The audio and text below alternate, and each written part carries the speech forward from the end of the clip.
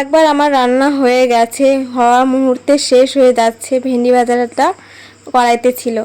আজকে রান্না করেছিলাম সকালে ডাল, ভেন্ডি ভাজা, পাট শাক ভাজা আর পাঁপড় ভাজা। বাবা আবার বাজার থেকে এনেছে রুই পোনা মাছ। এখন আমার আবার মাছ ভাজতে হবে। কি যে জ্বালা এই গরমের মধ্যে, কি বলবো। রান্নাঘর থেকে বেরিয়ে পড়িনি, তার জন্য বেশি একটা খারাপ লাগেনি। যদি রান্নাঘর থেকে বেরিয়ে যেতাম তারপরে এসব ভাজতে হতো, আমার খুবই বিরক্ত লাগতো। তো ঠাকুমা মাছটা কেটে দিল আর আমি ঝটাপট ধুয়ে চলে এসেছি মাছ ভাজতে। আমি তো ঘেমে নিয়ে একেবারে একাকার হয়ে গেছি। ঠাকুমা আমাকে মাছটা কেটে দিয়েছিল, অনেকটাই সাহায্য করে, না পারলেও।